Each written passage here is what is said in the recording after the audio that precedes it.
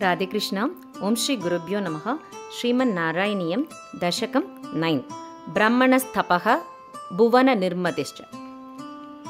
स्थितः स कमलोद्भवस्तव हि नाभिपङ्गेरुहे कुतस्विदितमम्बुतौ उदितमिध्यनालोकयन् तदीक्षणकुतूहलात् प्रतिदिशं विवृत्ताननः चतुर्वदनतामगात् विकसतष्टदृष्ट्यम्बुजां महानवविगूर्णितं कमलमेव तत्केवलं विलोक्य तदुपाश्रयं तव तनुं तु नालोकयन् क एष कमलोदरे महति निस्सहायो ह्यहं कुतस्त्विदितमम्बुजं समजनीति चिन्तामगात् अमुष्य हि सरोरुहः किमपि कारणं सम्भवेत् इति स्म कृतनिश्चयः सकलु नालरन्ध्रात्मनां स्वयोगबलविद्यया समवरूढवान् प्रौढधीः त्वदीयमधिमोहनं न तु कलेबरं दृष्टवान् ततः सकलनालिका विवरमार्गगोमार्गयन् प्रयस्य शतवत्सरं किमपि नैव सन्दृष्टवान् निवृत्य कमलोदरे सुखनिषन्न एकाग्रधीः समाधिबलमादते भवदनुग्रहैकाग्रही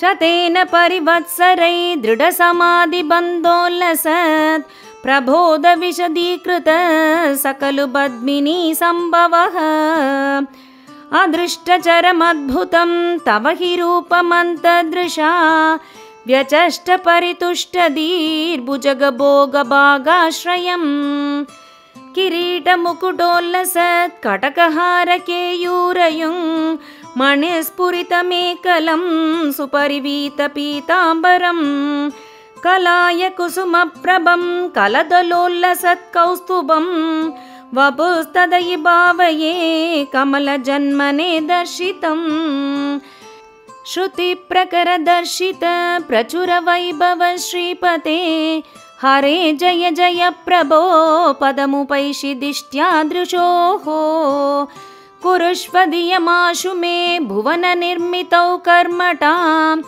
इति द्रिहिणवर्णित स्वगुणबं हि मा पाहि माम् लभस्व भुवनत्रयी रचनदक्षतामक्षतां गृहानमदनुग्रहं कुरु तपश्च भूयो विदे भवद्वकिल साधनी मयि च भक्तिरद्युत्कटेति उदीर्य गिरमादतामुदितचेतसं वेदसं शतं कृततपास्ततः सकलु दिव्यसंवत्सरान् अवाप्य च तपोबलं मदिबलं च पूर्वादिकम् उदीक्ष्य किल कम्पितं पयसि पङ्कजं वायुना भवद्बलविजृम्भितः पवनपादसीपीतवान् तवैव कृपया पुनः सरसिजेन तेनैव सह प्रकल्प्य भुवनत्रयीं प्रववृते प्रजानिर्मितौ